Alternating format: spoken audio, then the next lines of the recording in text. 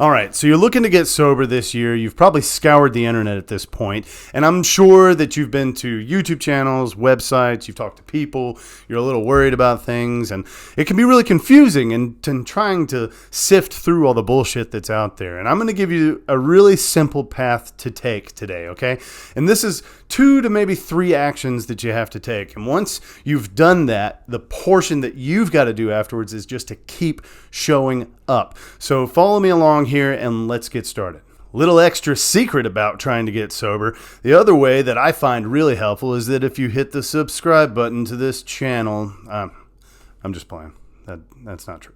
So this is a quality, a proven, and easy way to show you where to go and how to get started in search of trying to get rid of your addiction. So who is this video for? Well, if you have a gambling, drugs, sex, if you're drinking alcohol too much, if you have an issue and then thoughts in your head that say, you know what, I think I have a problem and it's hurting you or others, this video is for you. So let's keep things simple and let's get to like step number 1. And this is the simplest part, but it's also the hardest part. I want you to reach into your pocket and grab that little mobile device that we talk about a lot. I want you to open up your phone and go to the internet and go to Google. And you're going to type in this search term. Type in support groups in my area for, and then whatever you think you have a problem with. It may be scary to a bunch of you, and I'm going to be honest, I probably lost a couple of viewers here, but hear me out. Community is the most powerful tool when it comes to getting sober. We are trying to surround ourselves immediately by people that know exactly what we're going through, and that's the straightest path to finding professionals and others who understand exactly where to go and what to do next. Step number 2 is a little difficult. So now that we've found a place to go and we've surrounded ourselves with people that know what we're going through, you're probably going to have not only people that have found their way out of their addiction, but also folks who specialize in talking to folks like us. So here's step number 2. Ask someone for help. That's why step 1 is so important. Once you get into that community, now you have an open door policy to all of these people who, oh God, they're willing to help you. It's one of the unwritten rules of sobriety is that once you've got it, the only way you can keep it is to give it away.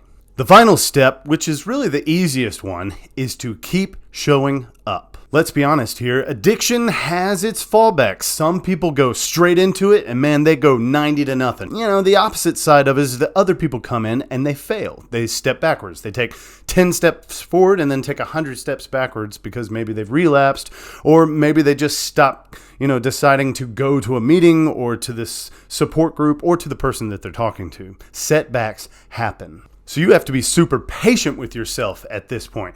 If you went to a meeting the other day and maybe after the meeting you went straight to the bar and got drunk, or you went back to that bridge and put that needle in your arm, look, shit happens. You're probably going to be high or drunk for a little while, but once you get a little bit of clarity, get your ass up and go to a meeting. The best parts about these communities is that they have an open door policy. So if you failed and you come back again, well, that's okay. Because the deal is that if you keep showing up, if you keep coming back, things start to change. You've already made the step by joining in this community. You've already made the step by pushing yourself to get out of your comfort zone. The next step is to just come back again and again and again. What's that line from the movie? I think it's like field stripping a weapon. It's just repetition, repetition, repetition, and eventually it becomes a habit.